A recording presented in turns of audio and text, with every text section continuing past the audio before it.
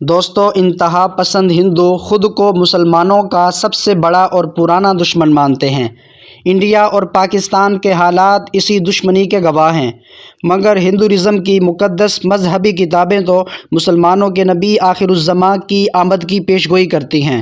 ہندو نہیں مانتے تو نہ مانیں، لیکن ان کی مقدس کتاب ان کو آخری نبی حضور علیہ الصلوۃ والسلام کی آمد کا اشارہ دیتی ہیں تاکہ وہ اس سے سبق سیکھ کر سیدھے راستے پر چل سکیں۔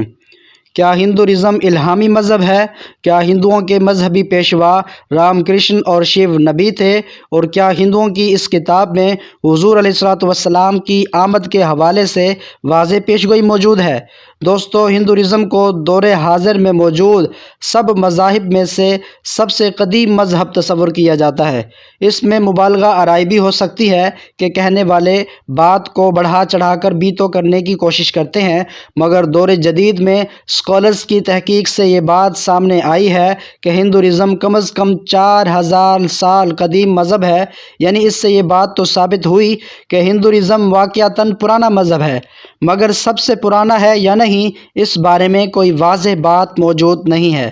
دوستو، سب سے پہلے تو آپ یہ جان کر حیران رہ جائیں گے، اس وقت دنیا بھر میں 1.2 ملین ہندو پائے جاتے ہیں، یعنی تقریباً 1200 ملین ہندو۔ گو کہ ہندوؤں کی اکثریت تو انڈیا میں ہی موجود ہے، مگر کچھ دیگر ممالک ایسے بھی ہیں جہاں پر ہندو کثیر تعداد میں موجود ہیں۔ ان ممالک میں نیپال، سری لنکا، بنگلہ دیش وغیرہ شامل ہیں۔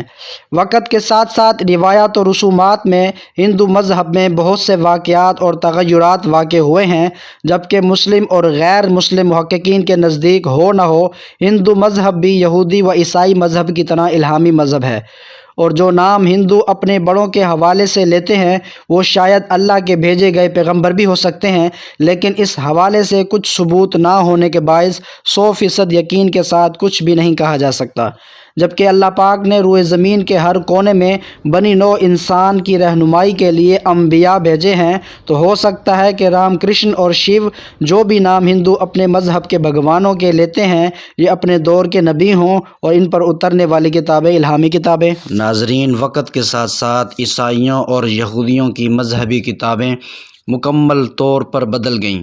اسی طرح ممکن ہے کہ ہندوؤں کی مذہبی کتب میں بھی بے تحاشا تبدیلیاں رونما ہوئی ہیں، اور بدلتے بدلتے انہوں نے اپنے نبیوں کو خدا تک کا درجہ دینے کے بعد ان کے بت تراش کر انہیں پوجنا شروع کر دیا۔ کیونکہ لگ بھگ اسی طرح کی تبدیلیاں عیسائیزم اور یہودیزم میں بھی ہوئی ہیں، تو ناظرین کرام، آپ لوگ بھی بڑے اچھے طریقے سے یہ بات جانتے ہیں کہ عیسائی حضرت عیسیٰ علیہ السلام کو خدا کا بیٹا تصور کرتے ہیں، اور ان کے ہاں تثلیث کا تصور پایا جاتا ہے، مگر حضرت عیسیٰ علیہ السلام نے تو اس کی ہرگز تعلیمات نہیں دی تھی۔ یہ سب عیسائیوں کی مقدس الہامی کتب میں تبدیلی کا ہی نتیجہ ہے، جس کے باعث وہ لوگ اب تک مشرکانہ طور طریقے اپنائے ہوئے ہیں، مگر نہ خدا کا الہامی مذہب تو شرک کی ہرگز اجازت نہیں دیتا۔ وہ اللہ تعالیٰ اپنی ذات میں، اپنی صفات میں واحد و یکتا ہے، اس کا کوئی شریک نہیں اور نہ ہی اس کی کوئی اولاد۔ اور پھر قرآن مجید میں بھی سورہ اخلاص میں اللہ تعالیٰ نے اپنے یکتا ہونے کا اعلان کیا ہے۔ قرآن مجید میں آتا ہے، آپ کہہ دیجئے کہ وہ اللہ ایک ہے، اللہ بے نیاز ہے، نہ وہ کسی کی اولاد ہے اور نہ ہی اس کی کوئی اولاد ہے، اور نہ کوئی اس کا ہمسر ہے۔ قرآن پاک کی یہ سورہ اللہ تعالیٰ کی وحدانیت کا اعلان ہے۔ اور پھر عیسائی نظریات جس کا پرچار حضرت عیسیٰ علیہ السلام نے کیا ہے، وہ بھی بالکل ایسے ہی تھے، لیکن وقت کے ساتھ ساتھ مقدس الہامی کتاب یکسر بدل گئی، اور وہ مذہب توحید کا پرچار کرتا تھا، اب شرک کا سر عام اقرار کرنے لگا ہے۔ ناظرین کرام، اگر عیسائیزم کی بات کریں تو اس کے پیغمبر حضرت عیسیٰ علیہ السلام ہیں۔ آپ نے نبی پاک علیہ السلام کی آمد سے متعلق اپنی قوم کو بھی آگاہ کیا۔ اس کا ذکر ہمیں قرآن مجید کی سورہ میں بھی ملتا ہے۔ اللہ تعالیٰ فرماتے ہیں، اور یاد کرو عیسیٰ ابن مریم کی وہ بات جو اس نے کہی تھی، اے بنی اسرائیل، میں تمہاری طرف اللہ کا بھیجا ہوا رسول ہوں، تصدیق کرنے والا ہوں اس تورات کی جو مجھ سے پہلے آئی ہوئی موجود ہے، اور بشارت دینے والا ہوں ایک رسول کی جو میرے بعد آئے گا، جس کا نام احمد ہوگا۔ ناظرین کرام، آپ یہ بات شاید پہلے ہی سے جانتے ہوں گے کہ ہندوؤں کی مقدس ترین کتاب وید پران وغیرہ ہے، اور ان کتب میں ان کے مذہبی عقائد اور رسومات کے حوالے سے واضح ہدایات ہیں۔ ناظرین کرام، ان کتب میں سے قرآن کا ذکر کریں تو اس کے معنی ہمارے زبان میں پرانے کیے جا سکتے ہیں، لہٰذا اس کتاب میں آخری نبی حضرت محمد مصطفیٰ صلی اللہ علیہ وسلم کی آمد کی پیش گوئیاں موجود ہیں۔ ٹھیک اسی طرح تورات، زبور، انجیل، آسمانی اور دیگر صحیفوں میں موجود ہے۔ ہندوؤں کے پاس قرآن کے 10 نسخے ہیں، ان میں سے ایک میں نبی آخر الزماں کی آمد کی پیش گوئی حیرت انگیز طور پر ان الفاظ میں موجود ہے: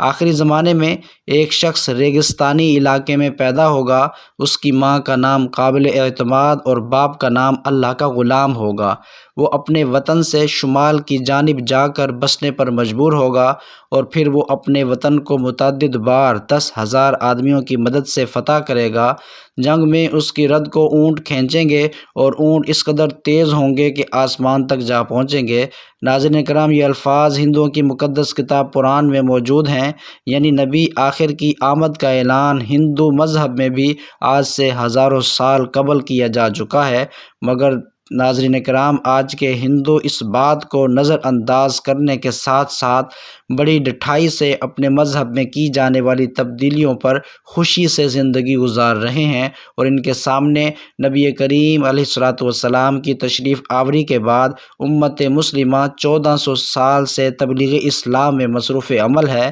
مگر وہ لوگ ہیں ہدایت کی جانب توجہ ہی نہیں دیتے۔ البتہ وہ لوگ جو دین حق کو سمجھنے کی جستجو کرتے ہیں، انہیں اللہ پاک اپنے کرم سے اسلام کی طرف لے آتا ہے، اور اب تک ہندوازم کو چھوڑ کر کروڑوں لوگ اسلام قبول کر چکے ہیں۔ ناظرین کرام، نبی پاک کی آمد کے بارے میں دنیا میں موجود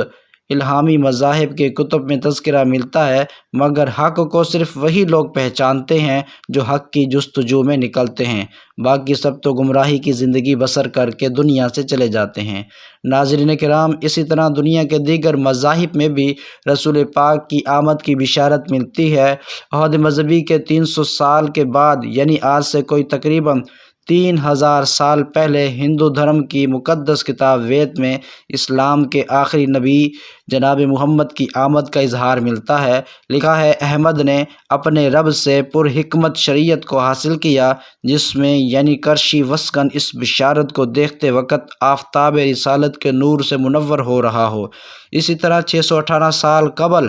مسیح میں زرتشتوں کی مقدس کتاب میں مقام مصطفیٰ اور رسول کی بشارت یوں بیان کی گئی ہے: زمانہ جاہلیت میں عرب میں ایسا مرد پیدا ہوگا جس کے پیروکار دیگر مذاہب اور خرافات کو ختم کر دیں گے، یعنی عبادت گاہ آتش کدے نہیں بلکہ مقام ابراہیم بھی خانہ کعبہ ہوگا۔ وہ رسول قائد خوش گفتار ہوگا، اور اس طرح رسول کریم کی آمد کا ذکر بدھ مت میں بھی ملتا ہے۔ ہمارے عہد سے 2575 سال قبل، یعنی 563 قبل مسیح میں بدھ مت کے پیشوا نے اپنے پیروکاروں کو بیماری کی حالت میں اپنی وصیت میں آخری نبی کی نوید سنائی تھی۔ بدھ مت کی معروف کتاب میں درج ہے، بدھ نے آنند کو تسلی دیتے ہوئے کہا کہ وقت مقررہ پر آخر بدھ آئے گا، وہ صاحب حکمت، اسرار کائنات کا، عالم انسانوں کا بے نظیر ہاتھی اور پاکیزہ زندگی والا ہوگا۔ تو بے شک ناظرین کرام، ہمارے نبی پیارے مصطفیٰ صلی اللہ علیہ وسلم بڑی شان والے ہیں،